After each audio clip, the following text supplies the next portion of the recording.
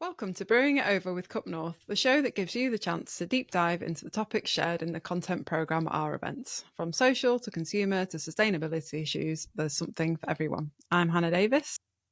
And I'm Grace Talbot. And today we're joined by Claire Wallace from Assembly Coffee, who participated in a panel on coffee competitions at last year's Manchester Coffee Festival. Claire Wallace has spent nearly 10 years in the coffee industry, working in many different roles across the UK before finding her current position as Head of Coffee Quality at Assembly Coffee in London, England. She has competed in competitions for most of her coffee career, culminating in becoming the UK Barista Champion in 2022, the first woman to do so in 18 years. She finished third place at the World Barista Championship 2022 in Melbourne, Australia, not Australian. Woohoo! Just before we welcome Claire to the podcast, we just wanted to remind you that we'll play the recording of the panel from Manchester Coffee Festival at the very end. So hang on to the end to listen to that. It's an incredible panel with some other incredible competitors speaking into the ad. Welcome, Claire! Hi. Hi! How are you? I'm good. Warm. Our roastery's warm today, so. Yes. Yeah. The sun is out and we've all realised we've forgotten how to be warm, I think. We were like, oh yeah, God, what I is keep this? wearing knitted jumpers, thinking that that's a sensible decision for some reason. Also blind right now because the sun is in my eyes. It's fine, I'm ready. I'm ready for beaches and iced lattes. That's what I'm ready for. Absolutely.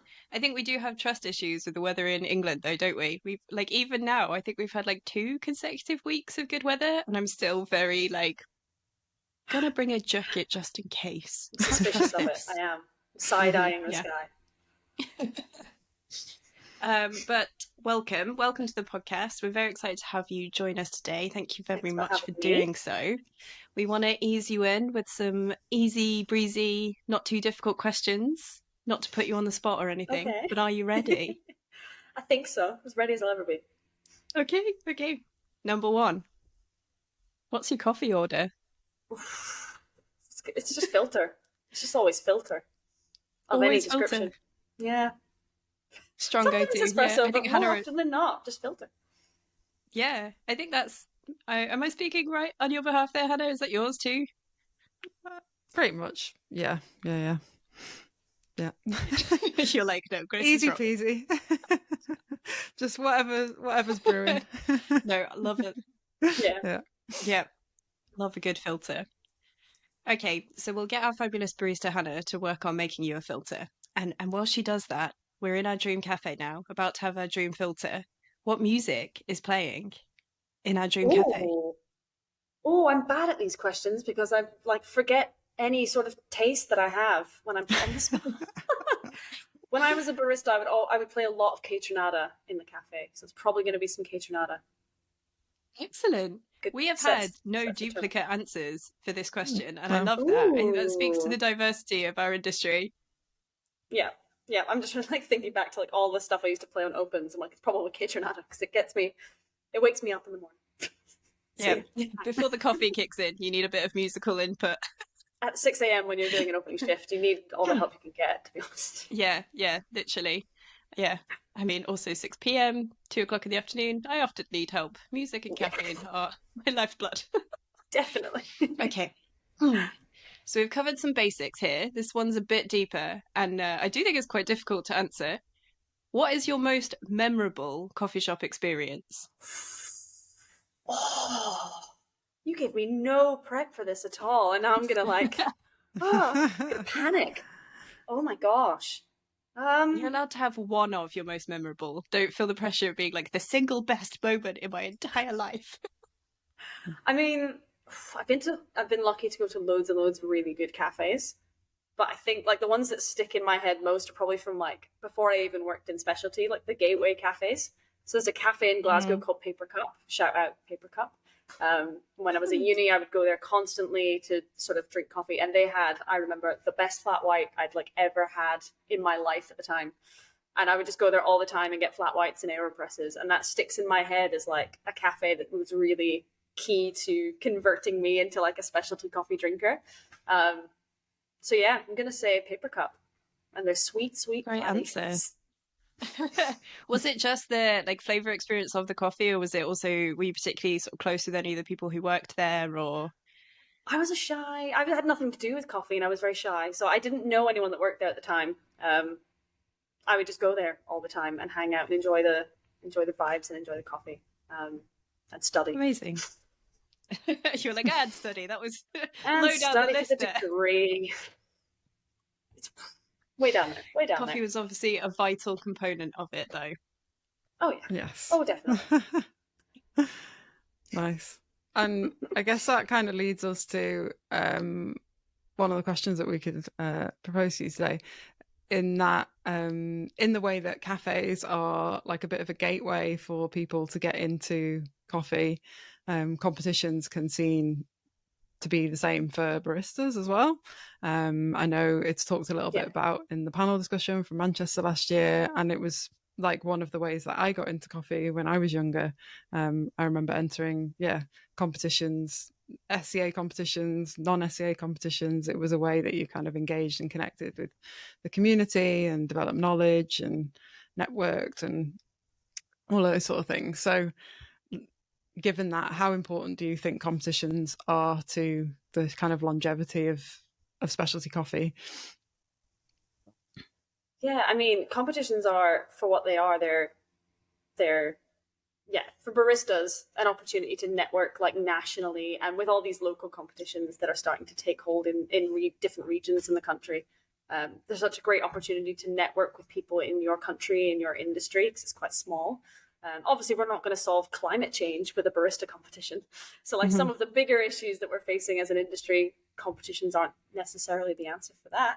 But in terms of building communities, building, if you volunteer to organize a competition, building skill sets on that side of things, as well as a competitor building your own skill sets, I think they're great tools to challenge yourself and grow and meet new people.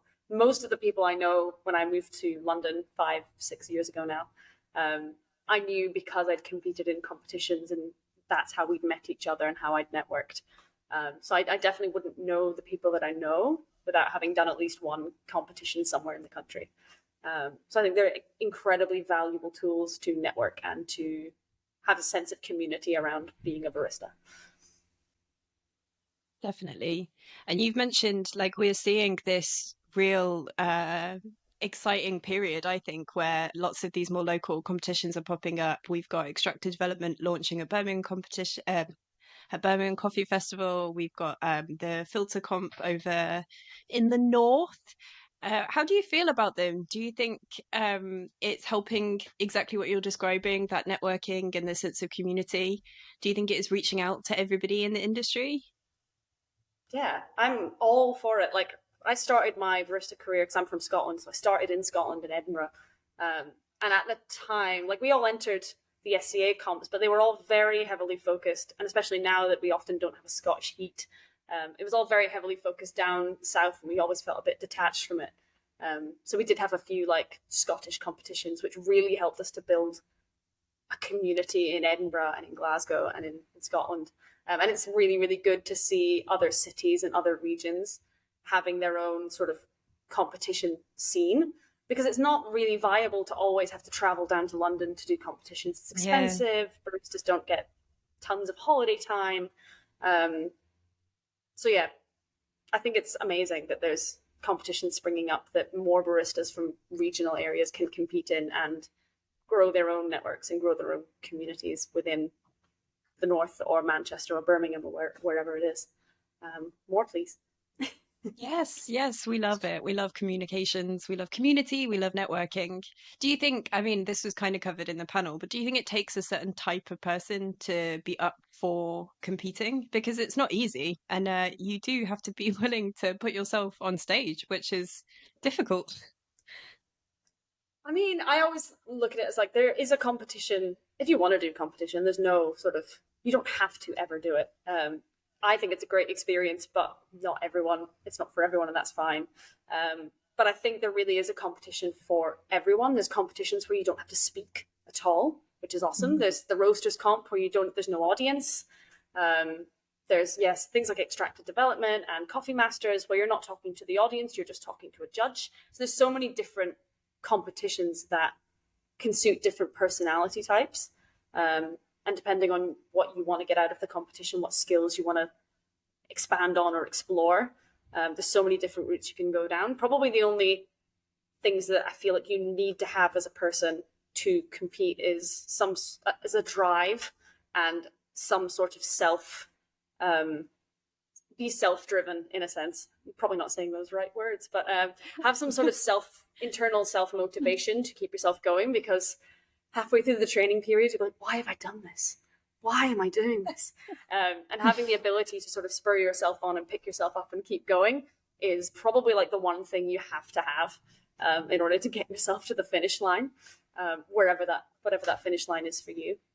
So yeah, having a reason and having a drive and a motivation is key. But in terms of you don't have to speak to an audience. You don't have to do a presentation. There's something out there for you if you want to do it. Did you have like a mantra that you repeated to yourself when you were preparing, for Worlds and for UKBCs? Also, side note, congratulations. Amazing.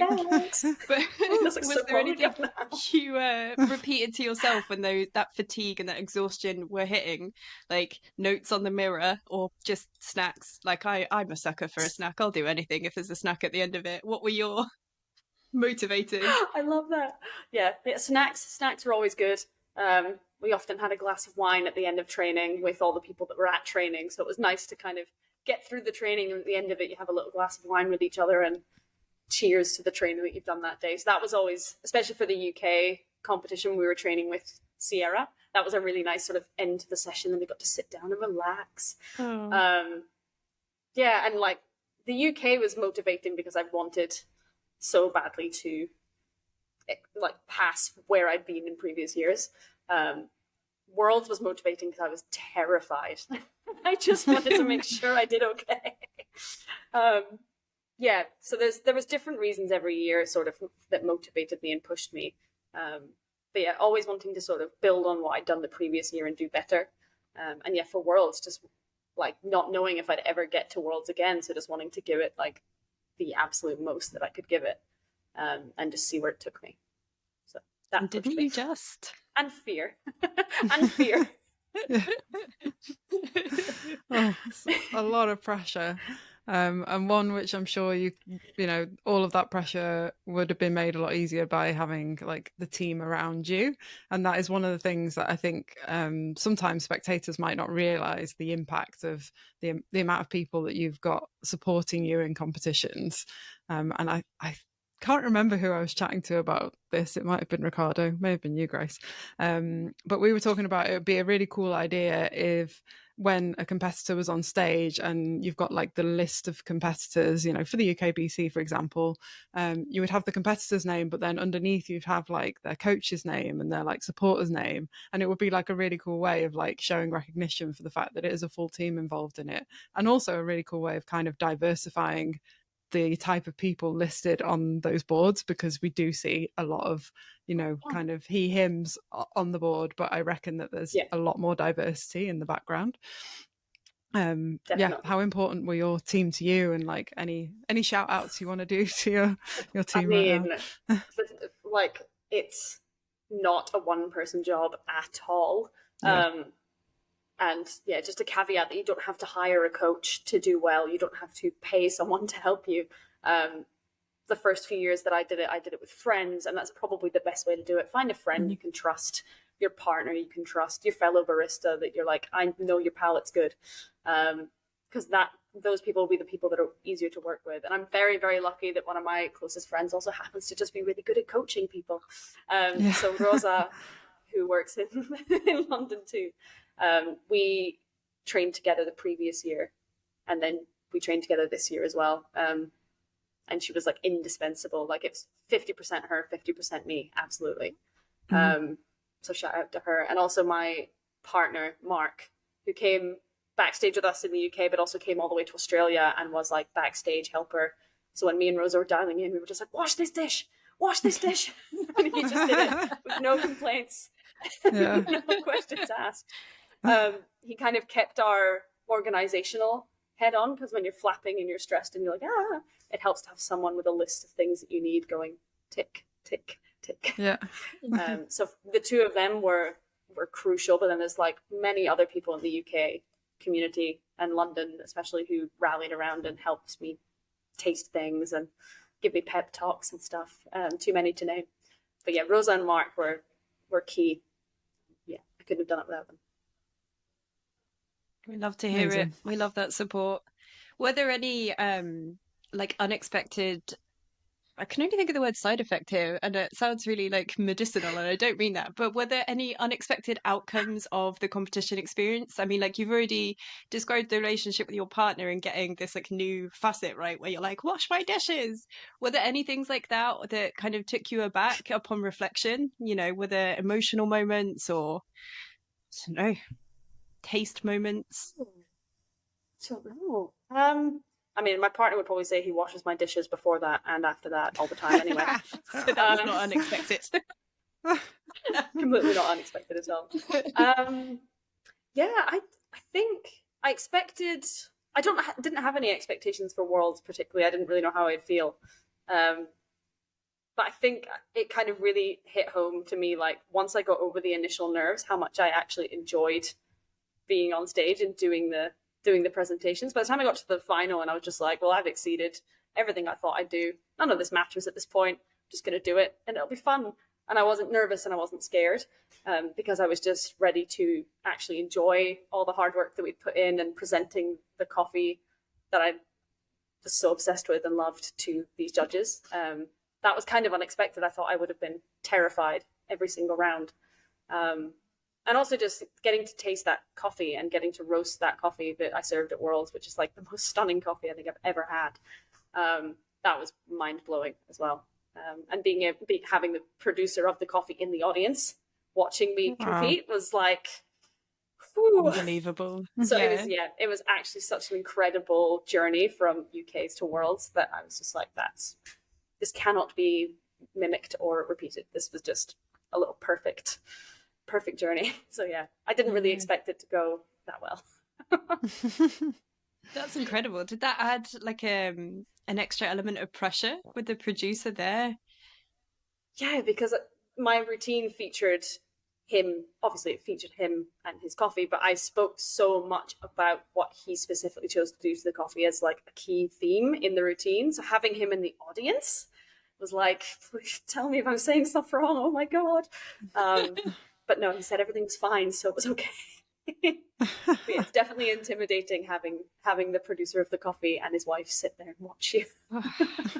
Amazing. I mean, so good to have like a producer representation there. I think a lot of people aren't massively familiar with competitions, so it's nice that we're seeing that reach a wider audience. Kind of wheeling it back a little bit with UKBCs in particular, we do find that a lot of the time the people who actually compete are no longer baristas in their day-to-day job. Is that something you can kind of speak to, why you think we might see a lack of sort of baristas in competition? Yeah, absolutely. I mean, I can speak about barista competition specifically because that's where most of my experience is, I guess. So the first time I ever did barista competition, I was a full-time barista.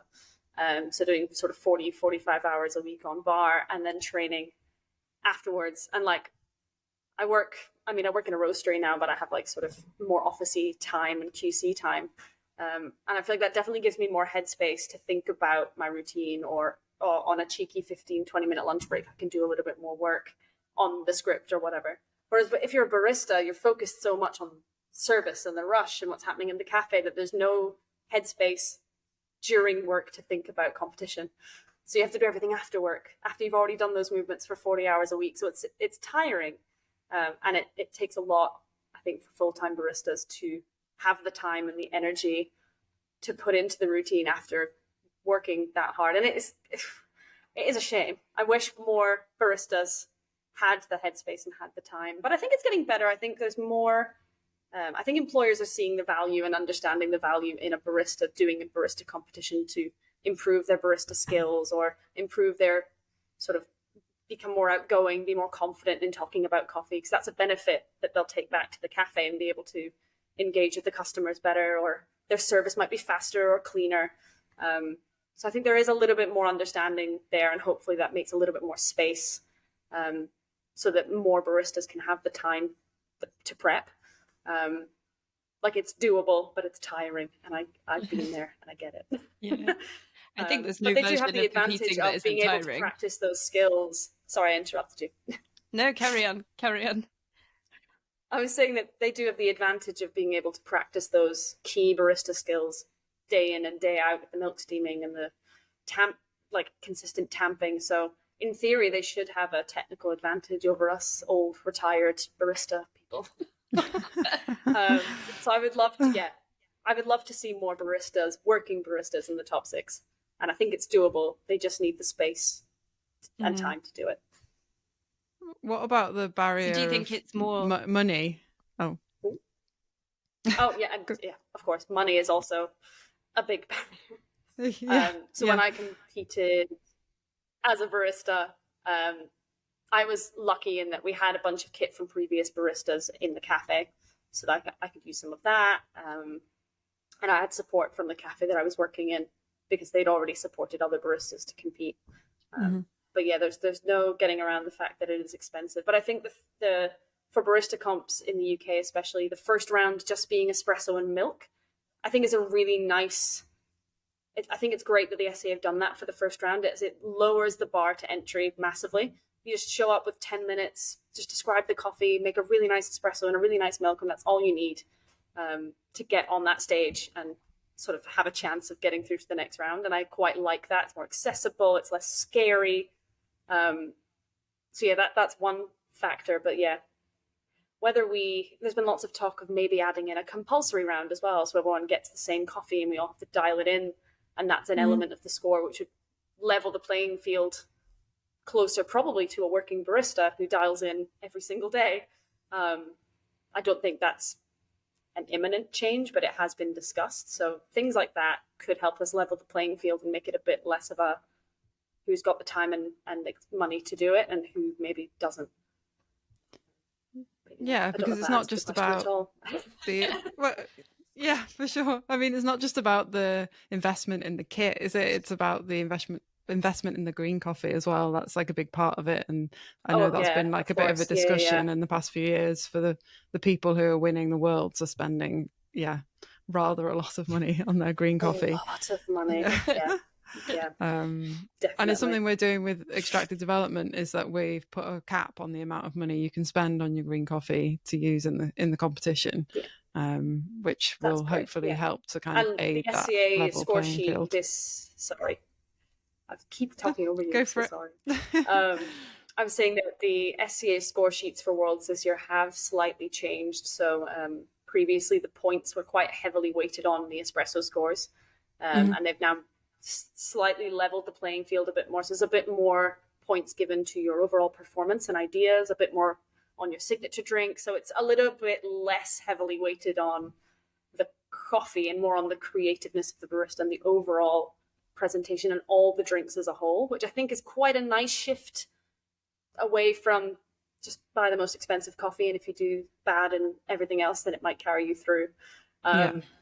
So yeah, I think it'll be a slow change, but I think there's enough of us talking about it and acknowledging it publicly that it's expensive, that hopefully we'll start to find ways to open it up, like you guys have with extracted development. Hopefully make all of the competitions as accessible as possible to people.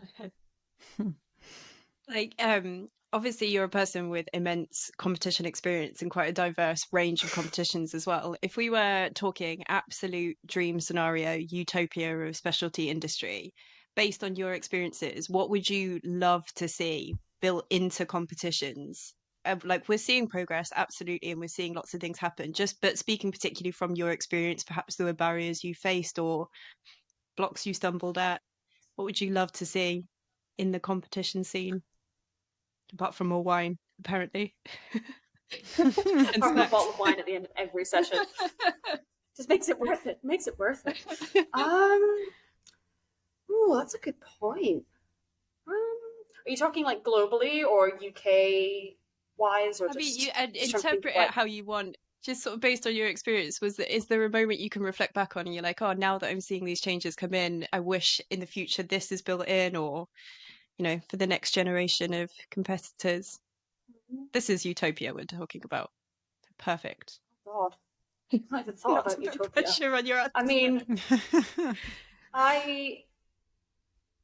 this is going to sound very materialistic, but I swear it's not. Is the return of, or the introduction of, actual prize money for the top three. Especially if the winner is going somewhere international that can be quite expensive. Yeah. Having some sort of prize money that can then help them get there is huge, especially if you're a working barista. Having the prize fund that will go, okay, that'll pay for a little bit more accommodation, or that'll pay for my coffee, or that'll pay for it. Yeah, that helps the barista get there. Yeah. Instead of just going, oh, I've won and now I have to find all this money from somewhere else. And yeah, I think more support for the national champion on their way to Worlds would be great. Like, I found that once we won, that we were like, oh, how do we get stuff to Australia? How do we, what's the cheapest way to do this? What's the cheapest way to do that? And we just flew completely blind. We had no idea what we were doing. And that can get really expensive and really stressful. So whether there's some sort of support system for first-time competitors, which we are getting better at, and then also if you win a national championship, maybe like a guide from previous champions, like, here's what we did. This is the cheapest way to do this. Here's our advice on this. So that we're not, so that we make inroads in the nationals, but then not just send our national champions to spend so much money at the Worlds and get into massive debt when they don't have to. Yeah, that's a great point. Answer either. No, it's speaking to your experience, isn't it? And it's if we can just eliminate as many financial barriers as possible, that would be amazing, because it's not feasible to want to have a barista who works a barista wage and send them to Australia and expect them to have to find the money to pay for everything. It's kind of insane. It's kind of crazy. So yeah, any way that we could find a sponsorship program or a way of easing people in so that they can have these amazing experiences and represent the UK in an amazing way, without having to be afraid of the finances, would be awesome. Yeah. In utopia. No, it's great. I also really like the idea of previous winners kind of collaborating to create like a guidebook. I'm not going to add more work to your considerable workload, but this is definitely something that like the industry in general would love to see, even if I don't know how much you're allowed to share, but that transparency of how much it cost you, chatting with other people, like who were other folk who were on the panel that you were at, sharing that information is also a point to accessibility, isn't it? Kind of demystifying the competition experience for potential competitors and saying, this was my experience. I shipped my coffee using this and it turns out that was terrible. Like, stuff like that would be game changing. Yeah, just having a little like check your luggage allowance, FedEx it this many weeks before, this, that, and the next thing.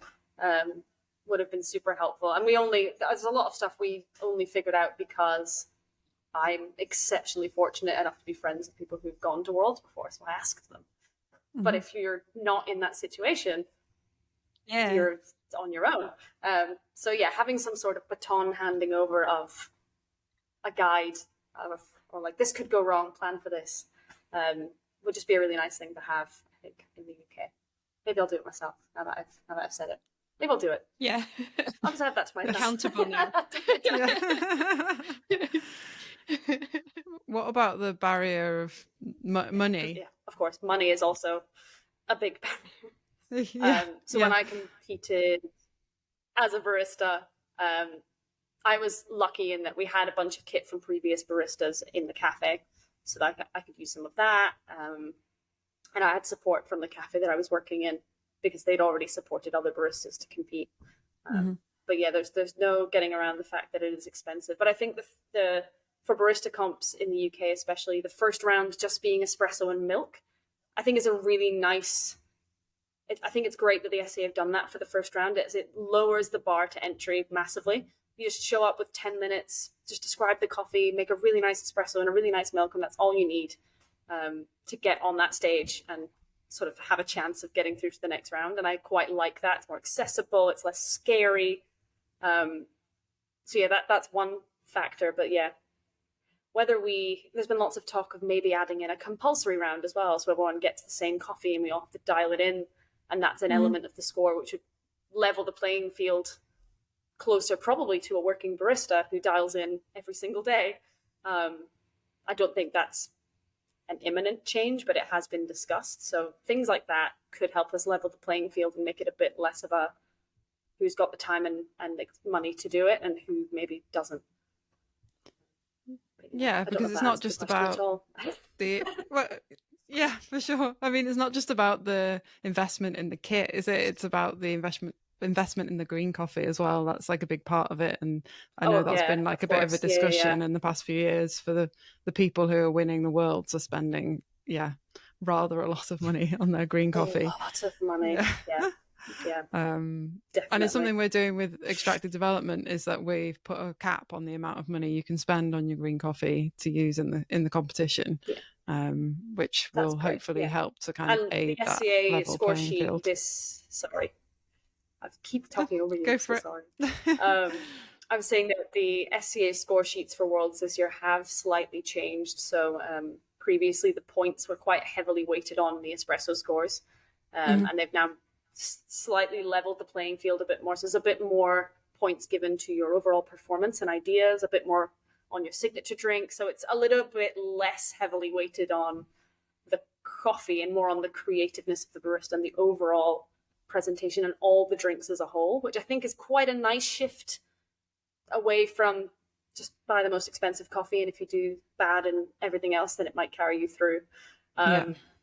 So yeah, I think it'll be a slow change, but I think there's enough of us talking about it and acknowledging it publicly that it's expensive, that hopefully we'll start to find ways to open it up, like you guys have with extracted development. Hopefully make all of the competitions as accessible as possible. Like, obviously you're a person with immense competition experience and quite a diverse range of competitions as well. If we were talking absolute dream scenario, utopia of specialty industry, based on your experiences, what would you love to see built into competitions? Like, we're seeing progress, absolutely, and we're seeing lots of things happen. But speaking particularly from your experience, perhaps there were barriers you faced or blocks you stumbled at.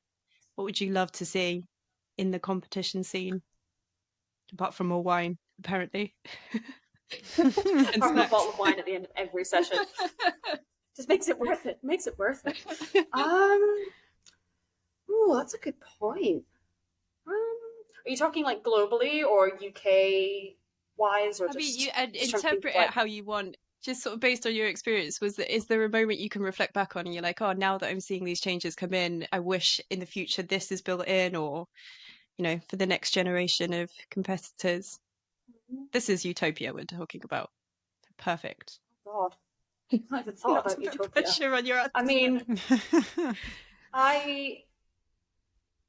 this is going to sound very materialistic, but I swear it's not. Is the return of, or the introduction of, actual prize money for the top three. Especially if the winner is going somewhere international that can be quite expensive. Having some sort of prize money that can then help them get there is huge, especially if you're a working barista. Having the prize fund that will go, okay, that'll pay for a little bit more accommodation, or that'll pay for my coffee, or that'll pay for it. Yeah, that helps the barista get there. Instead of just going, oh, I've won and now I have to find all this money from somewhere else. And yeah, I think more support for the national champion on their way to Worlds would be great. Like, I found that once we won, that we were like, oh, how do we get stuff to Australia? How do we, what's the cheapest way to do this? What's the cheapest way to do that? And we just flew completely blind. We had no idea what we were doing. And that can get really expensive and really stressful. So whether there's some sort of support system for first-time competitors, which we are getting better at, and then also if you win a national championship, maybe like a guide from previous champions, like, here's what we did. This is the cheapest way to do this. Here's our advice on this.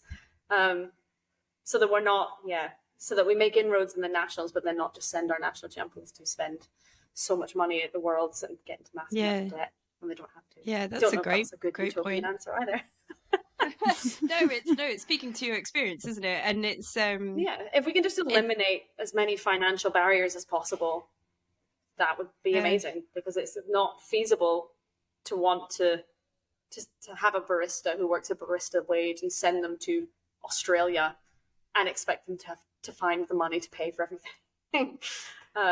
It's kind of insane. It's kind of crazy. So yeah, any way that we could find a sponsorship program or a way of easing people in so that they can have these amazing experiences and represent the UK in an amazing way, without having to be afraid of the finances, would be awesome. Yeah. In utopia. No, it's great.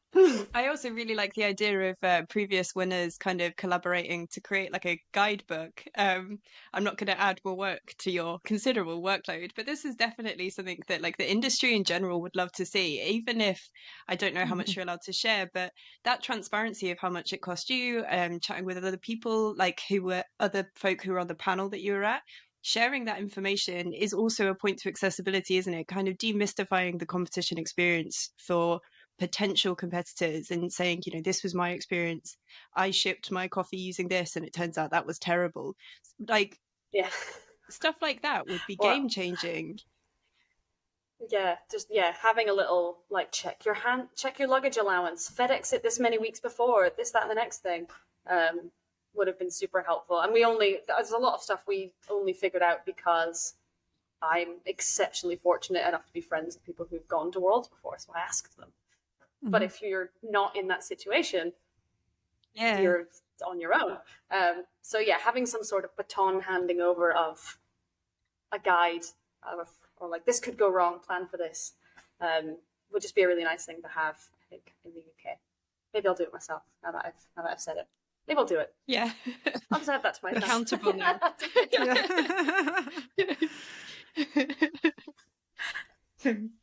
Excuse me. Have you been having these kind of conversations with Ian? Oh, no. Yeah, a little bit. Yeah, I've been telling him this might go wrong. This might go wrong. But him and Maya are and Nick, of course, are such a dream team that I think they'll be absolutely fine without any of my advice. And they're going significantly closer, which makes life a little bit easier. Greece is a lot closer.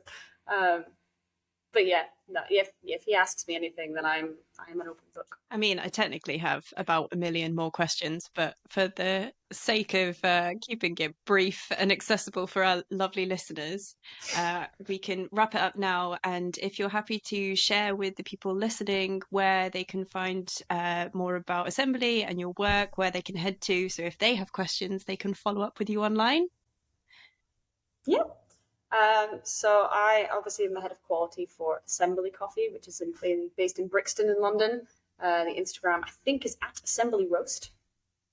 Not Assembly Coffee, Assembly Roast. I am also on Instagram, probably more than I should be. I cannot remember my handle. We might have to put it in the description of the podcast. We can do that, don't you worry. We'll do that. But if you just search my name on Instagram, it'll probably come up. I don't know. Yeah, so if you've got any questions, ping me a message on Instagram and I will hopefully reply, because I spend too much time on that app. You are not alone, don't worry. Oh, it's a time suck. Yeah. I don't have TikTok and I'm scared to get it. I'm terrified. Yeah, I think that's way worse for the doom scrolling. Definite doom scrolling. Well, thank you very much for joining us. We've really appreciated the chance to talk to you. No problem. This is definitely one for those competitors out there, or budding competitors. And yeah, we recommend that everyone keeps listening now for the recording of the coffee competitions panel from Manchester Coffee Festival.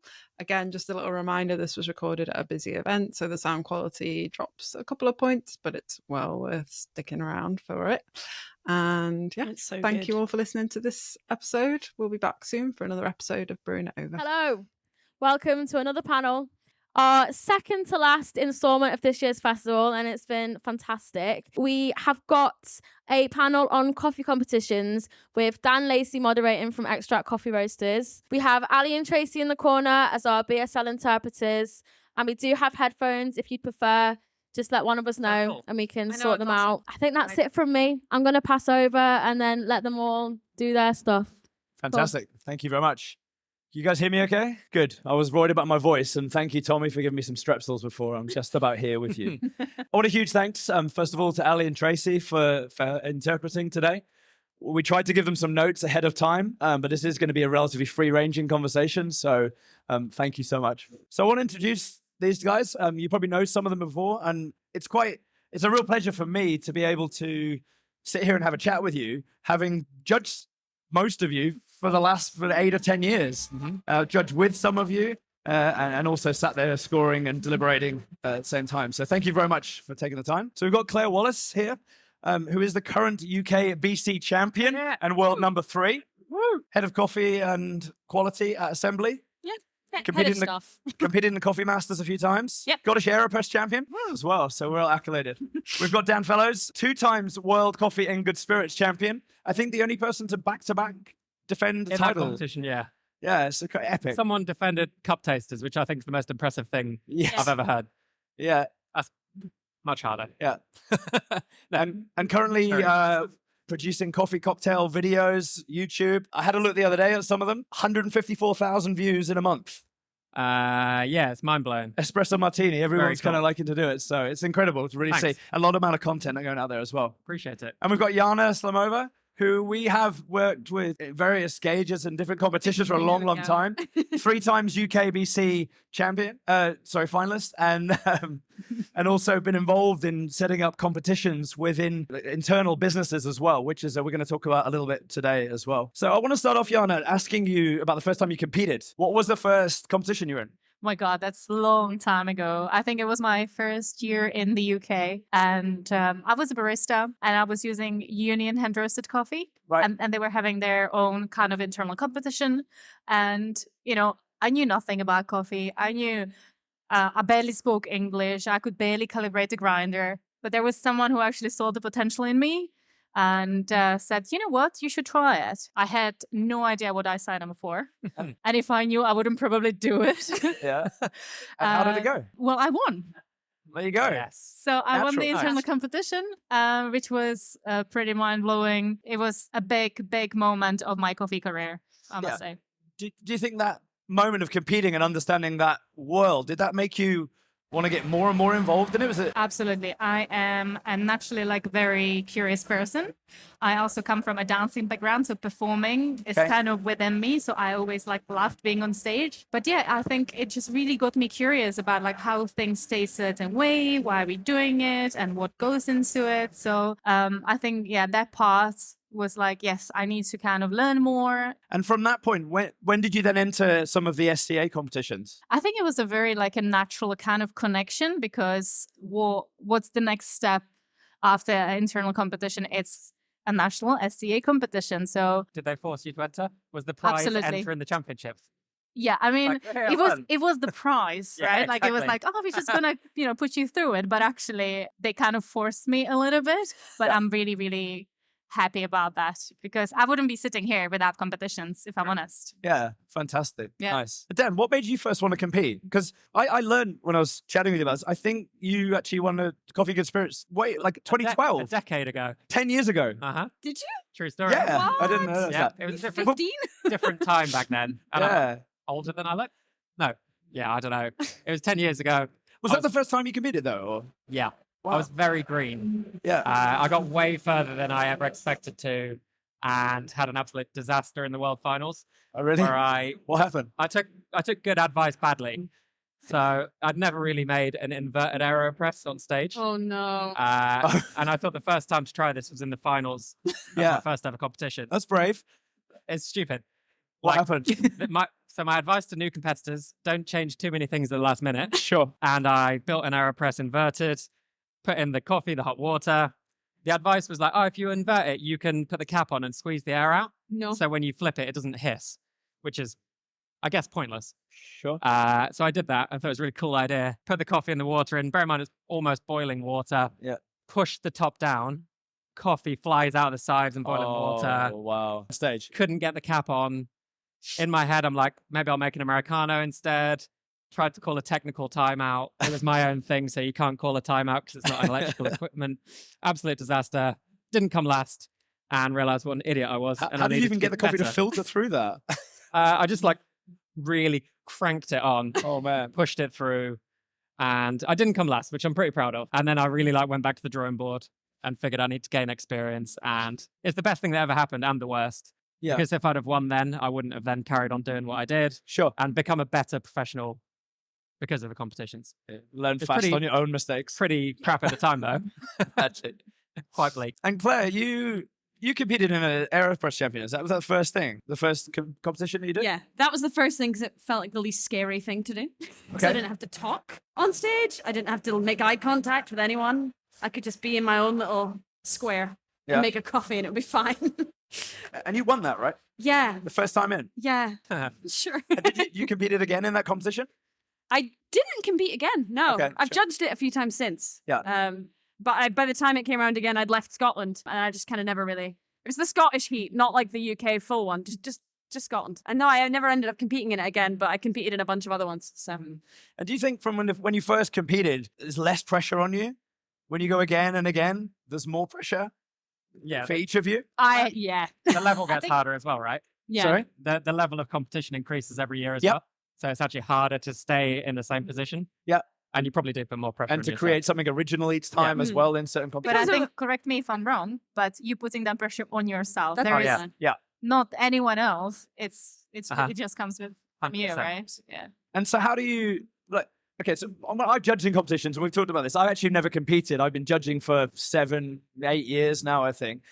And I get really nervous judging. And that's to take nothing away from the competitors. It's like a 3 t-shirt day for me. I get really, really nervous and sweaty. How do you control your nerves on stage? What do you do to prepare? Because you're always such a calm competitor.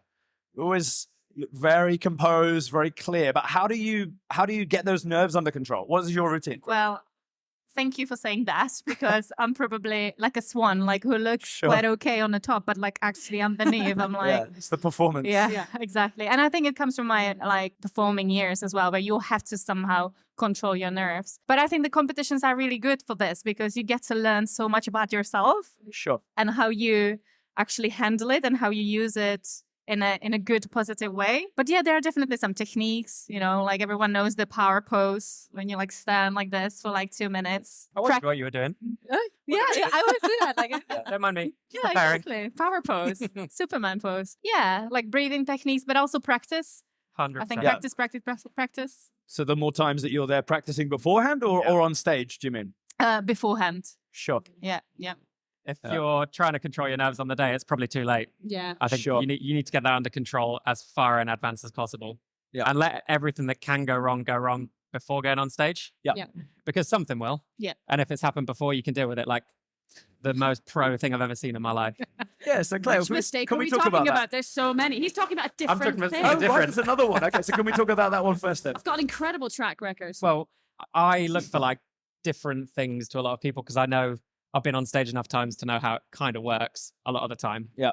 And these microphones are fantastic. Yep. And if they fall off, if you have a small head, that's what you said. tiny, If they- tiny pea head. If they like fall me. off your head, Yeah. like it's really distracting, right? Sure. Break your Claire, rhythm out. Claire in the finals of the UK Bristol Championships, as well as doing a million amazing things, just blew my mind because her mic fell off or came loose.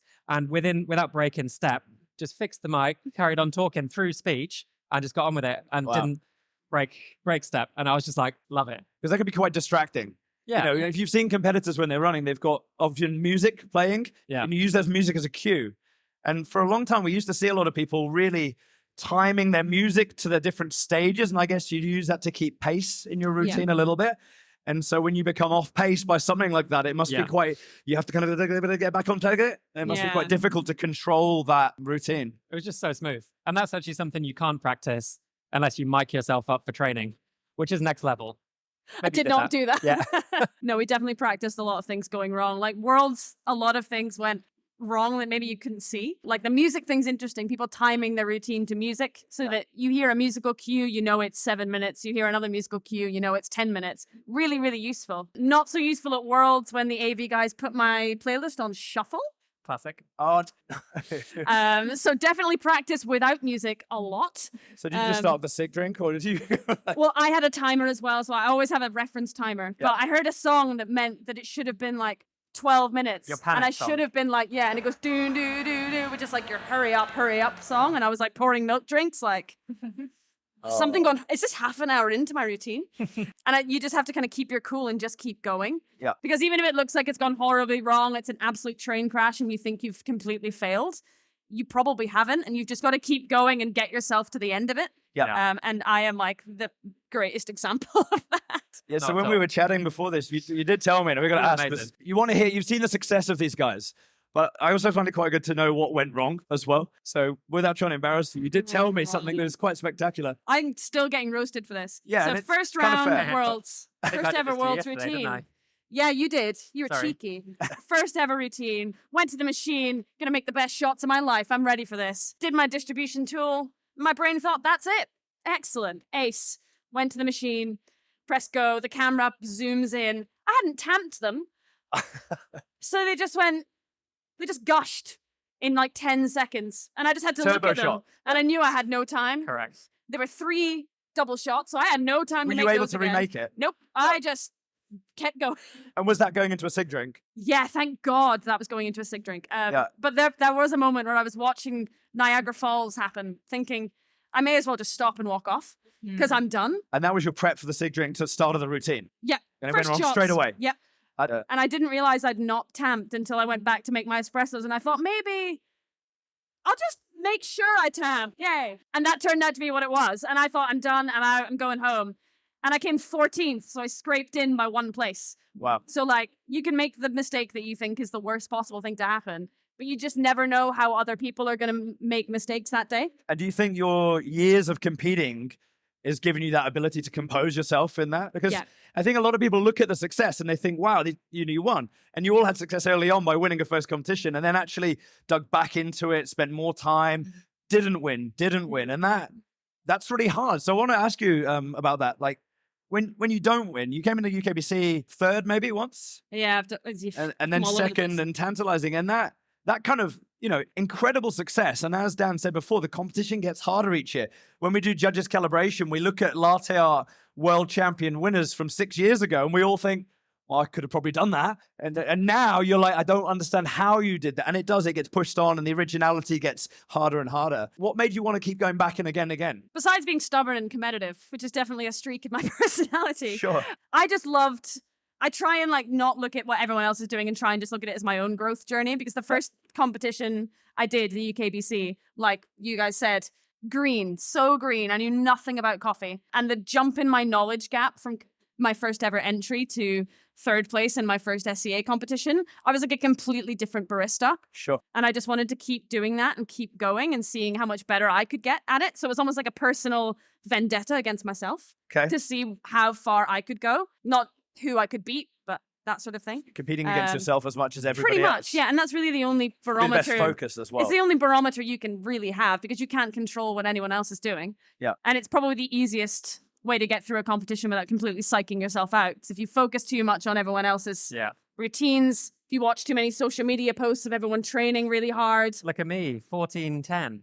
Nailed it. Oh, the anxiety. Yeah. And I think that's a really important point because you're only competing against yourself. You're Yeah. never competing against anyone So else. you just got to It's push your- yourself yeah. further. And every year you sort of build a new layer of skills and a new sort of level of competence that you then don't have to do again the following year. So you can build on top of it. Yeah. Sure. So every year you just become a more rounded professional and better at being on stage. Yeah. If you compete to win, you'll probably fail every time until you win. Yeah. Yeah. But if you compete to improve, you're working towards a goal, right? And Exactly. I think that's true of Nicely judging as said. well. I remember the first time that I judged in a competition. We talk about imposter syndrome.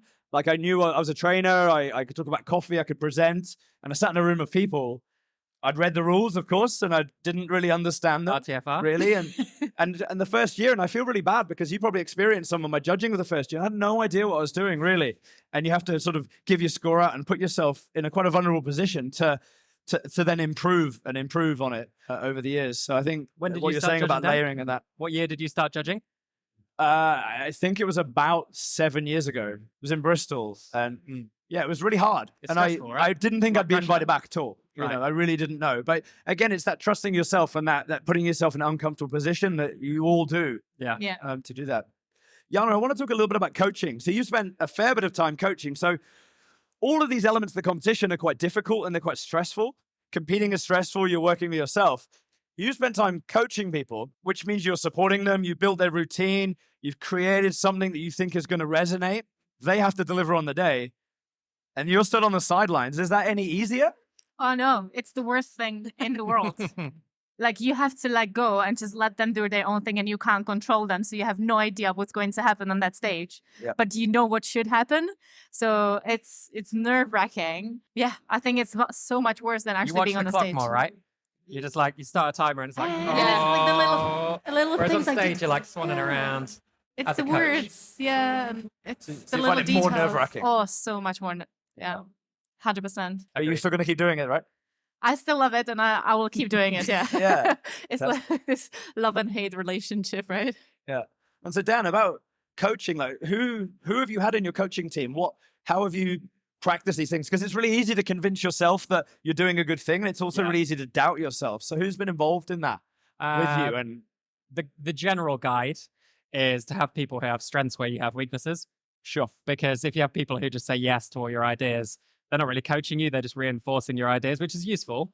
Yeah. But you need people to challenge you. Like I've always had very good professionals around me, Paul Ross, Will Pitts, Dan O'Regan. You know, there's a big team of us all competing and also competitors. And when you get to Worlds, judges are able to be a little bit more involved. So having people who, after the routine, can tell you what they enjoyed, what they didn't enjoy. Can't tell you what to work on specifically. No, it's the dance around, don't coaching thing. But we'll you can talk about. really dive into the feedback because you need to improve at every level in order to stay at a high level. So people who are willing to challenge you and say, I actually don't like this, are the best people to have around. Hence Rosa, Oh, who yeah. does not hold back. No. I'm sure many people in the room know Rosa from the Gentleman Baristas, who's my She's coach coaching, for the past 2 years. And we're like yin and yang, especially backstage. It's very clear to see. I'm having a meltdown in the corner because I don't know my tasting notes. She's just standing there going, you're fine. Get up, go, make the shots. Yeah. She's very composed and very, having the personality of her and the personality of me backstage together works very well. And I'm like, even if you're an experienced coach or an experienced competitor or not, you can find a friend who's the yin to your yang personality wise that will help you backstage to keep it together. It's like a big tip. I think each of you have now judged in competitions as well. And so I just want to talk a little bit about the judging part of it. Obviously, the competitive part of it is where you get to win. The judging part is kind of the behind the scenes. So to be clear about the judging, we attend calibration. So we spend a couple of days doing learning and education and tests, sensory tests, practical tests around technical ability. You've each been to those calibrations and you've judged. As judges, we feel an incredible amount of responsibility to give you our attention to get the score right, which is why I get really nervous because I don't want to mess it up. I don't want to make mistakes on stage. I've made mistakes on stage. I dropped a spoon as soon as I sat down once, and Dan very smoothly just went, he had an extra spare spoon for me in a brewer's cup in maybe Leeds or somewhere. Just smooth as it hit the ground. I was like, shit. The competitor started and he just went, there you go. And it's that preparation that we need to get to as That's well. the competitor in me. Yes, for sure. And so when you've gone into judging, what have you seen about the rules or about the way the judges behave that you didn't see as a competitor in play? I mean, more than anything, as a judge, you really can appreciate a competitor's pacing of their routine because I think a lot of the time the competitors don't actually realize how much the judges have to absorb and have to write down. Yep. And in the judging seat, you can really tell the difference between a competitor who's thought about where am I pausing? Where am I allowing my routine to flow so that the judges can judge me the best that they can versus competitors who maybe haven't really thought that through and make it a very tense experience to judge them. Sure. Whether they'll be doing well or not doing well. But that's the little kind of tweaks you can make to your routine to accommodate the judges, allowing the judges to score you in a way that's easy for them. So judging helped you learn to pace your routine a little different. Because I realized what was working and what wasn't working from me having to write them all down. Sure. And me being able to absorb the tasting notes enough to judge it properly helped me to go, okay, on the other side of things, I can help these guys out here and slow down here, give them a pause here, do things that they won't notice, that they don't need to see. and vice versa. So that was really, really helpful. Yeah, we do see that with some competitors saying, and judges, I'll leave you to assess your espresso. I'm going to have to do this thing. And it shows that control as well. Yeah. So as a judge, you're rewarding points based on the score sheet, but you're looking for a controlled composure of the whole routine as well. Yeah. And you're right, we really do see a difference, I think. It's like an element of hospitality within your routine that is just a subtle nod to the barista profession and it being executed well, I think. Yeah. And Dan, you took some time out of competing to judge. Was that tactical? That was... were you thinking I might not want to compete, I might want to be a judge, or was that I need to go and learn this? Why did you do it? It wasn't tactical as such, but I wanted to continue developing, and I thought the best way to do it, which it definitely was to sit on the other side of the table. Yeah. I just think when I was able to come back as a competitor, I just had more sort of empathy for the judges, which is only saying the same thing, but it was the biggest change in my level of delivery that I've ever had in my career. Yeah. Because when I watch my 2016 routine versus my 2018 routine, having judged in 2017, the 18 feels good, feels paced, and I could keep up with it. I could enjoy the experience. Yeah. The 16 is like horrible to watch. It's machine fire It's just information. too much information, which I all thought was relevant, which isn't relevant. And having sat on the other side of the table, you just look at things completely differently. Yeah, it's really interesting when you're talking about relevant information. Yeah. When I was first judging, you're writing everything down. Mm-hmm. Some people will tell you details about the farm, the altitude, they might tell you the farmer's name, and you're trying to write it all down, but you also have to listen to like what's relevant to the coffee, what's going to be relevant to my experience. It's nice that you know these things, but it's a really good point about concise information. Information cards are nice because you can say something which doesn't need to be written down necessarily. Mm-hmm. Yeah. And Jana, when you judge the first time... I think for me, the most challenging part about being a judge is to be able to justify my feedback. So making sure that, absolutely agree with Claire, like that every single detail and the intensity of the experience is like immense, but actually being able to justify the feedback to the competitor because that's what they have. That's the only feedback they have. So upset, right? Yeah. Right? So as a judge, I think that's where I feel the biggest responsibility. Yeah. To be able to feed that back to the competitor. Yeah. Yeah. And that's something we really try and impress on the judges. We have scores with words. So that you have to use the words in the sentence. You describe this coffee to somebody else. And I always say, take it out of context. Oh, I had a coffee today at this cafe. It was all right. All right doesn't sound great. So then the score has to be 2.5 to 3. And use those words of average and good. And the word average, I think, is really harsh, right?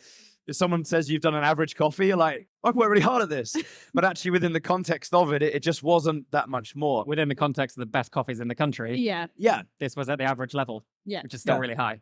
And when I first started judging, there was a real sense of some head judges telling the other judges what to score. No, this is this is that. And we've really worked really hard on that in the last few years to make sure that the judges are calibrated really well so they're confident and to support them in what they're writing down and encouraging them to give the feedback.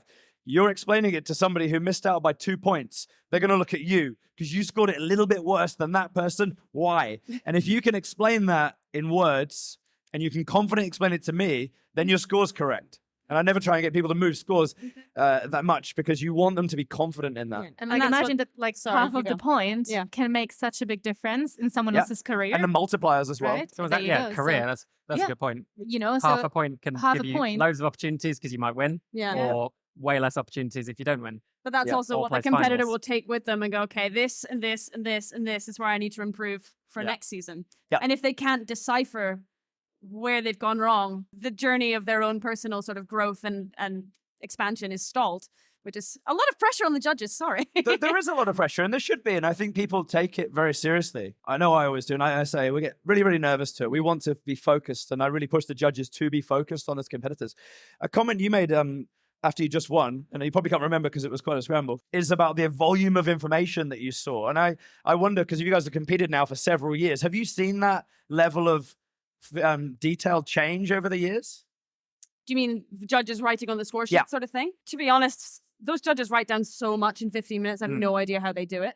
But I actually really appreciate it because it shows that I can actually follow the score sheet. I know when I judged, I couldn't write down everything I wanted to write down. It's really hard. So the more experienced judges definitely can really fill it in, and then you can follow the story of it.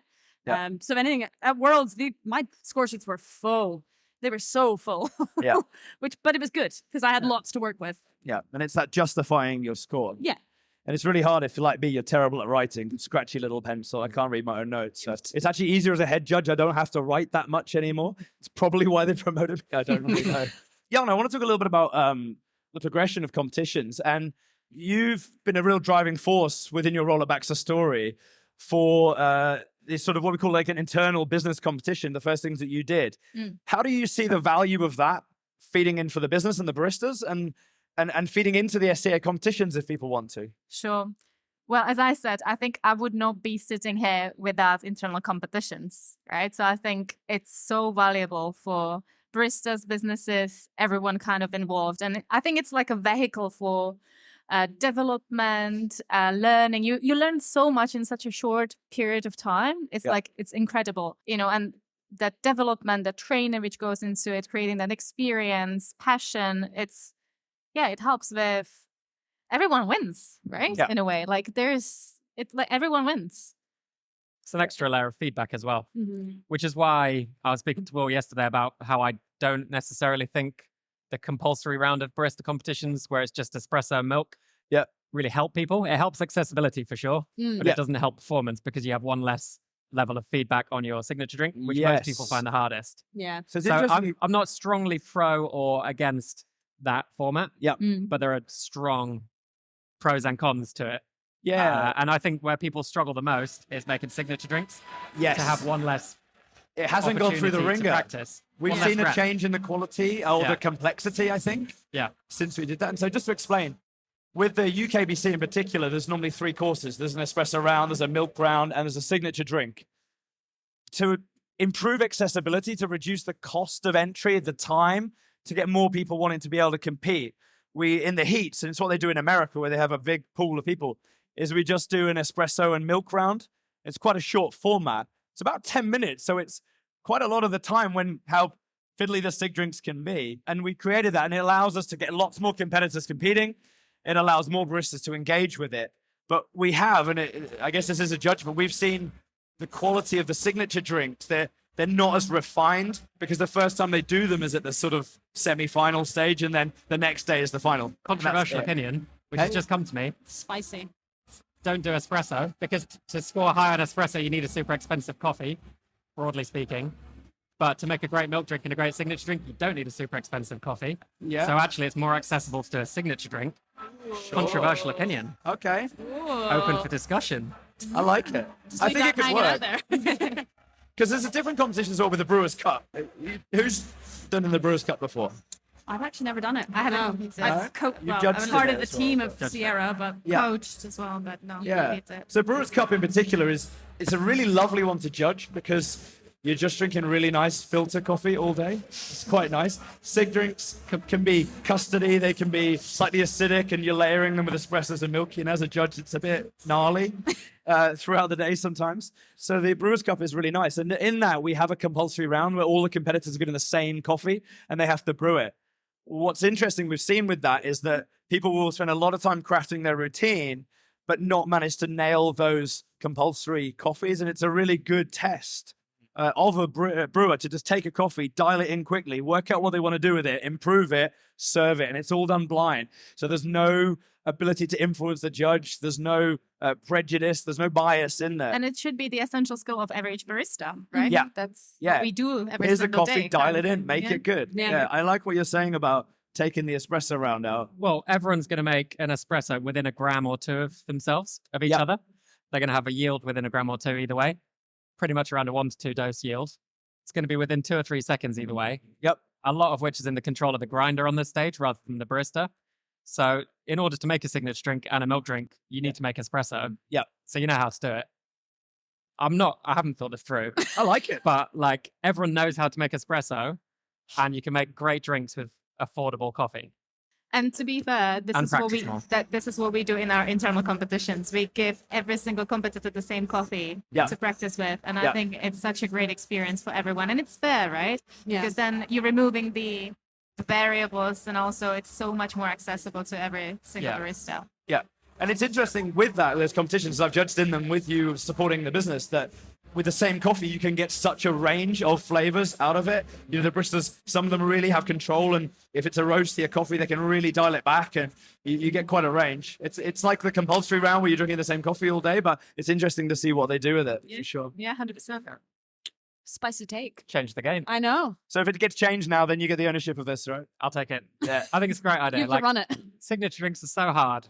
Yeah. That to get more practice is just such a good thing. And Yeah. they apply beyond competition. Like if you can make a banging signature drink with coffee, you can sell that. You both made so many drinks with coffee that are delicious, which you wouldn't have probably done had you not done signature drinks and barista comps. And it also applies to cocktails. Yeah, fantastic. Claire, I want to ask you a question. I really agonized over this question because I think it is important. People want to know. And we've talked about this as well, Jana, but you're the first woman to win the UKBC in, I think, 18 years. And actually, no one can tell me who the first person was. But that's a whole generation of people competing without seeing that representation. And that's quite a powerful position. It's quite a wonderful position. How did you ever see that as a barrier to entry? Did you ever see that lack of representation as a challenge, a frustration? Did you question why?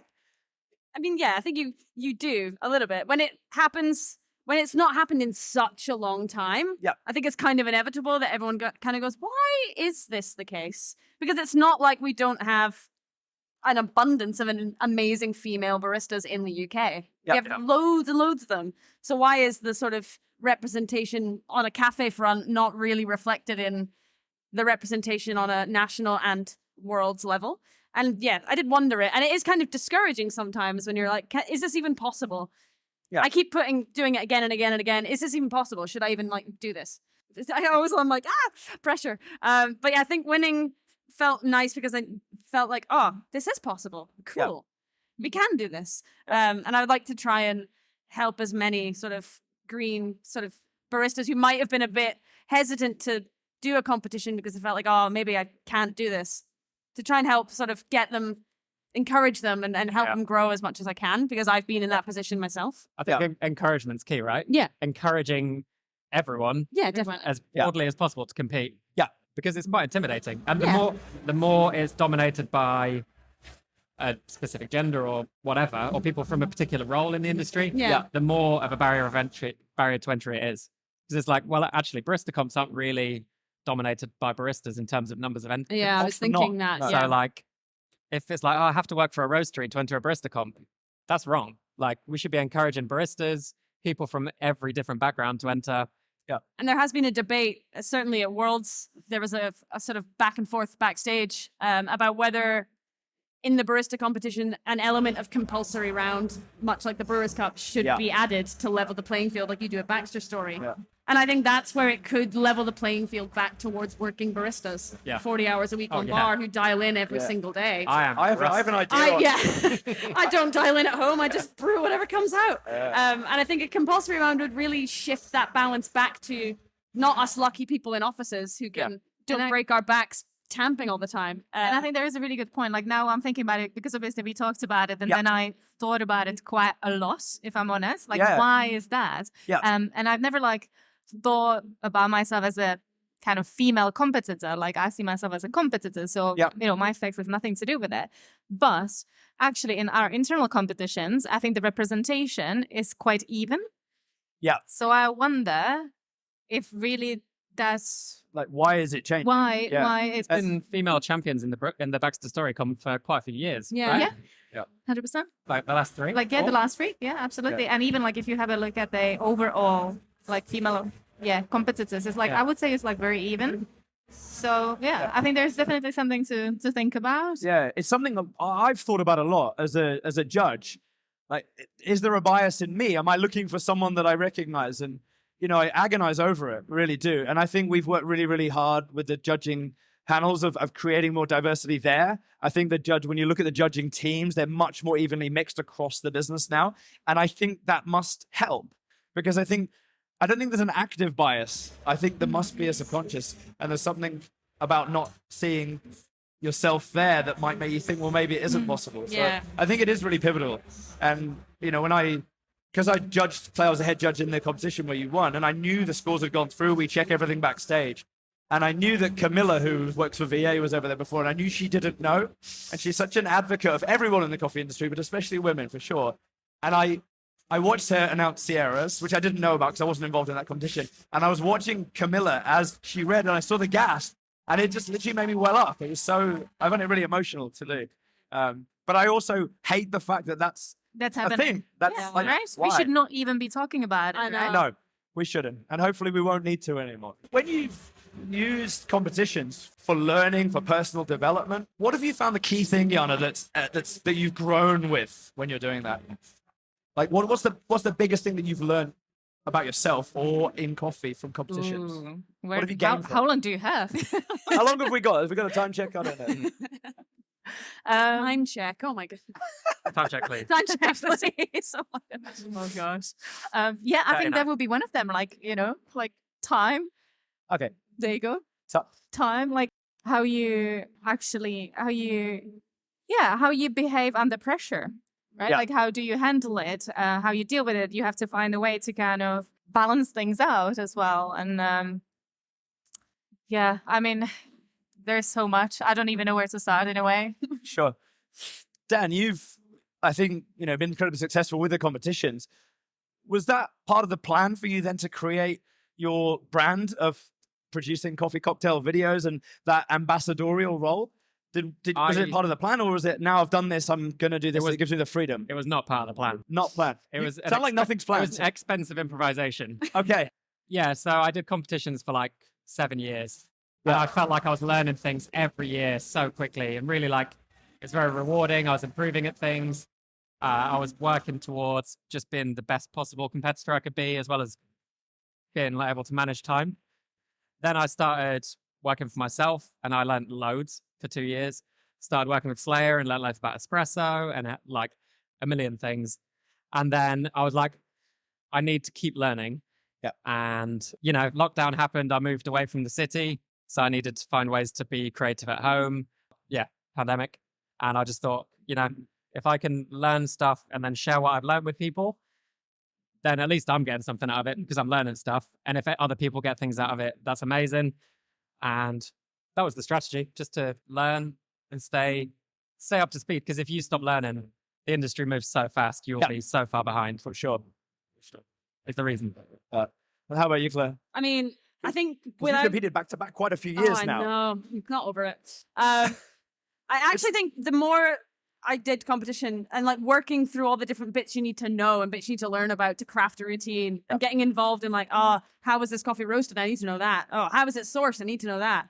I learned so much about the entire supply chain from going through that process, and it kind of helped shape where I took my career in the end. Yeah. Because I found, I'm actually really curious about how that coffee's roasted. I know nothing about it. I love crafting flavor. I love understanding how that's created. Maybe I'll try and go that way. And then the green supply chain side of things is also kind of stemmed out of learning how competition coffees are sourced and then just how coffee's sourced in general. Yeah. It's kind of shaped, where my interests have taken me and where my career's taken me. And without competition, I don't know if I would have been exposed so quickly to all those different elements of the industry. Because even just having to learn about all that stuff, you go, that bit was quite interesting. Maybe there's a job for me where I can explore that some more. So that's probably the biggest takeaway from competition, actually, is just the shaping of my career. Yeah. So has that helped you craft the role that you're doing now? Pretty much. It gives you more focus on the things that you really interest you in. Stuff I really like doing, stuff I find really interesting. Cool. Let's just do that and get paid for it. Great. Yeah. And so competing again next year, coaching. Next what do you year wanna is in do? like 8 weeks, mate. Oh, yeah, I know. That's why I'm leaving the country. I'm done. I would definitely compete again in other competitions. I think there's other ones that I've put off for a while. Did you say six? Sig's been on my list for like 7 years. But yeah, barista, 8 out of 8. Barista competition is coming up again so soon. Yeah. And I've just done 6 months of solid work. So for then to do another 3 months. And then if I win another 3 months, which means you're match fit. I'm too old for this now. I might die. I think I'll maybe step back for a bit, enjoy having hobbies, and maybe help some other people learn the stuff that I've learned. And you're going to be more nervous on the sideline, apparently, yeah? Probably. Jana's like, don't. We can hold 100%. each other's hands. So yeah. I think it's massively important for, competitors and judges to support the industry. It's a voluntary basis, right? The whole competitions are run. There's hundreds of people involved in this. I think some people think judging or competing is quite glamorous. I've had early train rides, budget hotels, sandwiches eaten in the back of a kitchen on a bin lid was one particular delicious delight. And it is really, really hard work and somewhat unrewarding, perhaps. But what makes you want to keep involved? I love it. Huh? I love it. You love it? Yeah. I don't mind End of early answer. train rides. Yeah. It's like I think we all are in a pretty lucky position to get paid to do something we really enjoy. Yeah. And if you so we've all gone down different routes with where we've taken coffee. I like to do things with it. You like to roast it. You are just working with a huge company and trying to scale coffee. So we've taken different approaches to what we can do with coffee. So there's no one best way. Can't remember if this answers the question. Why do I still do it? Because there's so much you can do with coffee. You don't have to take one specific path. There are many opportunities. Yeah. And I think that's what the judging and coaching is for, to show people there's no one thing you can do. There's so much to it, and connecting the right people and opening the right doors for the opportunities. So, yeah. And do you think the competitions are accessible to everybody? No. Like, do you think we have a problem with that? So what are the key things? What are the problems? You might not have the solutions. You might have ideas, but I definitely don't have the answer for this, but I definitely think that it's not accessible to everyone. And without a team and massive support, you won't do well, unfortunately. So you can't just freestyle it on your own, rock up. I don't think you will do very well without a support. Specifically in like the BCs or... Yes, specifically with absolutely. The barista competitions where you need the equipment, you need the right coffee, you need that support, you need the resources, you need time to practice. So and that problem's top down, because even if the UK is extremely accessible and a shop barista wins the UK, Worlds is incredibly expensive. Having just been there and realized how much money I spent, and I wasn't extravagant in my stage setup particularly. I just had some Perspex boxes and some like A5 sheets on a plinth. But just the sheer amount of stuff you have to do, the stuff you have to take. I went to an expensive place, but still, the amount of time and money you have to take time off work to go there potentially. So your employer has to support you with that then? Yeah. So the BCs particularly is an incredibly expensive competition. And once you've won, beyond your flights and accommodation covered, excellent, you're kind of on your own. Sure. And it's a bit tricky in that respect if you're not surrounded by that support financially, emotionally, spiritually. I don't know. I think you need a PA for barista comps. Oh my God, I needed a PA. For sure. I needed a team. You need a personal assistant to help with all the million things you have to do, which actually aren't relevant to the routine. Yeah, and I don't have the answers either, but I would love to see it a little bit more. Once you've won, potentially if you're the first time winner of a nationals, perhaps we could guide or help national winners kind of on the world's journey, so not bankrupt themselves and burn out, but to guide them on that journey, because we've got so many champions who've done it before.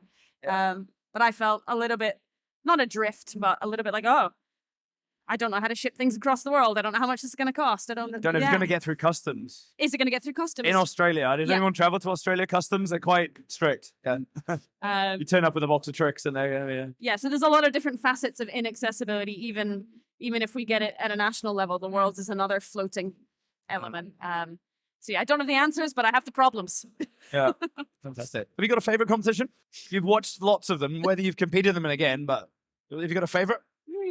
Like, this is pretty fun, right? As a spectator sport. This is the most fun one to watch. This is like, you see someone win, and I think it's probably the fun one to watch. Definitely. The Latte art, quite fun to watch. Spectators, you can see if someone's done well, but... I mean, I've only done BCs and done really badly at cup tasters, so I'm not going to say that one. I mean, I love Barista Championship, but that's because I was a barista and it helped me blossom as a barista. But also, SIGs looks really fun. It is actually fun. And the backstage experience at barista competitions is quite tense, which we need to work on. Why is it so tense?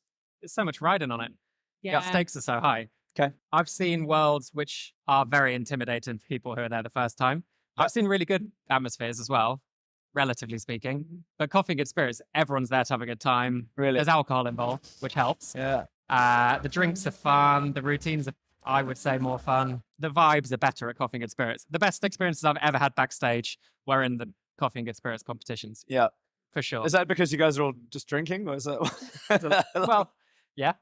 And it does always seem a lot more jovial. Like, it seems a bit more relaxed. And also for us. All the latte art people are over there, like, very serious. Yeah. Really? So all the Good Spirits jokers, well, some of them aren't, And then all the good spirits people are there just to have a good time and like make really tasty drinks. Yeah. And if you shake a bit with good spirits, it's kind of fine. If Yeah. you're shaking a latte out comp, it's like Yeah. compounded. So, And I think it's the only kind of competition where you can get something out of it as a spectator, who knows nothing about coffee. Yeah. You can just say, "Oh, this drink looks cool. I might try it at home." Yeah. Maybe not obviously to that level, but like you can actually get something out of it. Mm. Like the other competitions, I think it's very hard because you're not tasting the drinks. So Yeah. as a spectator, Yeah. Yeah, and it's also interesting with any of the competitions, the only time you don't taste your drinks is on the day, on right? the actual stage, yeah. Yeah, you know what it should taste like, but you don't get it that day. No. We take it, and we take it Also- away. We don't let you have it. I So, think the you know, fact it's- with good spirits, you're less reliant on very specific brewing details Yeah. sure, because you have other things in there to know what the drink will just about because you're taste building like. each drink. Whereas as a if, cocktail. if a shot runs in WBC 3 seconds faster than it should, that's huge. yeah, In your good flavor notes spirits- change. In good spirits, you can Yeah. pretty much fix that or balance that or Yeah. So I think there's less very specific pressure on things that are pretty much out of your control. Yeah. I always feel really like I miss out with a 6 because I I know. just couldn't drink whiskey, coffee drinks all day. I would be terrible, and I've never judged in it because I drink it and I look at it and I'm like, all the judges are like it. It was a great time. It's It is the awesome. other ones are a bit more serious, but it's interesting you talk about 6 being a bit more lighthearted. A good friend of mine who works in the bar industry came to watch one in Bristol, and his first thing was, "What are all those people doing on stage?" And I was like, "They're the judges." He's like, "Well, all of them." Yeah. Well, yeah, there's 4 judges doing the drinks. There's 2 people to do the technical. There's a head judge there making sure everyone does their thing correctly. And he was just like mad. And we judged together in a bar competition in Bristol. Yeah. They have like Very 2 different. judges, We were right? like, Very "What's the different. criteria?" They're like, "The best drink and the funnest routine." You Like know, it? like it was like make it up. Uh-huh. I think maybe some of our competitions have a little to learn about opening that up and making it a bit more fun, perhaps. Yeah. Yeah, this is why it needs to be more accessible in every way. But because like there's so many judges. Like look, when you're on stage, I don't notice judges unless they really get in the way, which they don't because they're pros. You just don't notice they're We there. try. But when you look at the stage, it's very intimidating. It's swamped. Yeah. Yeah. Yeah, so like 7 judges easily around somebody competing. It's quite intense, They're for intense. sure. You mentioned something when we were chatting about the focus when you've got a room full of people and everything, and you said about just talking to that Mhm. 4 judges that are there. And it's something that I've used when I've done public speaking with like hundreds of people in a room. There's 100 people in the room, you're all listening, but actually if I tell a little bit of the story to you, and I tell you a little bit of the story, and I tell you a little bit of the story, and I'm like, there's only one person in the room, there's only one person in the room, and I get a little bit less nervous. And I think you do the same thing with the 4 judges that are there and try and block everybody else Yeah, out. definitely. It's kind of I also come from a performing background. I think it's like a failed actor syndrome. None of us got into performing arts school, so here we are. But yeah, it's you've always, or you should always, practice with people in the judging seats when you're doing your run-throughs. So when I'm on stage and there's maybe 100 people in like seats all around you. And cameras as well. And cameras and all that sort of And stuff. If you microphones that just fall. think there's just these 4 people, I've done it to 4 people 20 times already. I Yeah. can do this again. And that just try and tune out everything else. That really helps it to feel a little bit more relaxed, a little bit more intimate just with the judges that are in front of you. And And kind also of know- tempers the anxiety a little bit. also knowing the fact that the judges are as nervous as you are. Yeah, they Yeah, are they want you to do well, terrified, right? by the way. Terrified, They're really terrified. Yeah, Yeah. always. So it puts them at ease as well if you're not sort of looking around and looking behind them and looking like, if it's just you and them, it's a bit more relaxing for everybody. Any other tidbits of advice for people that are thinking about competing? Do it. Do it. Do it. Or Just do do it. it. Or be involved. You don't have to compete to be involved. Sure. There you go. There's there are many things you can do Yep. around competition that will develop your network, Yep. your expertise, your experience.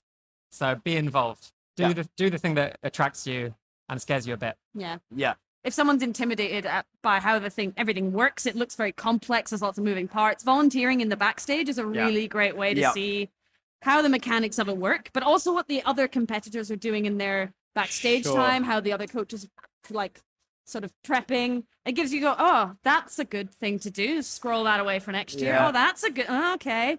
And it allows you to sort of take inspiration and ideas from other people. So when you go in as a competitor, you don't have that like sensory overload of this Yeah. is how it all works. You've But already done it. To take it like the other way, don't get like analysis paralysis. Sure. Don't spend so long looking at the competitions that you never do it. the best way to learn is to do it. If you ever aspire to do a competition, start now. So when you think you might be ready, you've already got loads of experience. Nice. I mean, that worked for me. Just knew nothing about it and just went for it. Yeah. And if I thought about it, I wouldn't be do it. competing as much. Yeah. So just do Yeah. it. And 100%. And I'll Take it from second there. that for the judges as well. Like, it does feel really intimidating, but actually you're surrounded by people who are experienced. They're there to help you. They're there to help you learn, to understand. You never feel that ready at your first few routines, but by the end of the day, you're a pro. It's fine. You know what you're doing. Everyone's there to find someone to represent us in the next level, right? Yeah. So we all have the same goal. I think we're getting pretty close on time. I'm getting a bit of a nod over here. I don't know if there's any questions that you would like to ask these fantastic competitors before we have to give our mics back in and go away. Please. You might have to shout a little bit. We might have a microphone for you. Yeah, very specific. I'm competing this year. Went through to the finals, but Well done. Yeah. Thank you. I do have a tendency to make it quite difficult for myself, and then doing something completely shit in the finals where I don't make it through. So, what I did, a question is more specifically about the speech, and music is a big thing there as well. I do tend to really rely on the music to know where I'm at, comedize vibe, speed, etc. And in the pre-rounds, and I have a very specific speech that I set word for word, because I really wanted to bring like a specific story across and my points across. So it didn't, so I had that, and I think I fucked something up. Sorry, with my music. And so after the first number, it stopped, and I froze. Yeah. Stood still and stared at the ground for like, I don't know how long to kind of grab where I was at, and then I could continue on. But I got feedback to maybe, because you were so on your speech, every single word, like maybe do bullet points, but then how am I going to get my specific point across without like rambling on about what I don't want to say? So struggling on how to bring that to the finals, when for me the story was the most important thing to bring across. Oof, that's a tricky one. Because you were doing it in English as well, which is your second language, right? So that's really difficult. Respect to you for that. Oh my gosh. Yeah. I mean, I have the benefit of English being my first language. So if I go a little bit wrong, I can kind of just go, hey, wing it and come back to it. But even if you have to learn it off by heart, a lot of it is in the delivery of it to make it sound like you haven't learned it off by heart. Again, failed actor. But yeah, sort of finding the parts to emphasize and the highs and the lows of the speech to try and make it sound like you're just chatting and you're really curious about the coffee. And things like that, and the pacing and speech kind of helps it not sound so learned. Robotic, yeah. But then also, if you're able on top of that to find parts of the routine where if you change the words, it doesn't change the meaning. And every time you do a run through, say that slightly differently every time, so that you get used to, if you say the word wrong, you can kind of pick back up on your main thread. I found that quite useful. And I got Rosa to yell at me during the routine and just throw things at me so that my train of thought would get unlocked, and then I'd have to get back on it. Right. So lots of different sort of exercises there to make sure that my train of thought and my point was still heard, but there were elements of it that sounded spontaneous and sounded natural. But yeah, doing it I don't have any experience doing it in a second language, so I hope that's helpful. I can but actually respect to you relate for to that. that. Oh wait, Yana, go Yana. And because English is not my first language, and sometimes I really get into my head, even like being here on the panel, right? Like I'm speaking a different language. I absolutely relate to you. Like I have to have a script in competitions. I always had a script, and I always learned word by word. But for me, going on that stage, I always remember, if I absolutely like forget everything on that, what are the most important things I have to deliver? It's the flavor notes, it's tactile, it's whatever. Like knowing that, like waking up in the middle of the night and knowing all of these like most important things, you will always do well. And just taking that pressure off you that you know the most important things by heart, it will be fine. But like I always had to have a script, and I know that if I ever compete again, I will have a script which I will remember word by word. And I know you know this because you're experienced, but also the judges don't know your script. So if it goes wrong, it doesn't necessarily matter because they're not expecting what you're expecting. And that's also true if just don't let it show on your face. Yeah, and if you can be in the second day, and that's probably one of the hardest things when you go from a semi-final one day to the final next day. You don't get any feedback. right? We hold it back. I don't know why, it's the rules. And the next day you have to do the same thing again, and you will have some of the same judges. And we always tell the judges, you are listening to today. You're not comparing to yesterday. People will change flavor notes. Why? Because the coffee didn't taste the same, and now they've learned. It's irrelevant what happened yesterday. Yeah. But it depends, I guess, on how you learn. I sort of wrote some notes, but I kind of hate reading notes. It's not really my style. I'm kind of more bullet points and make it up.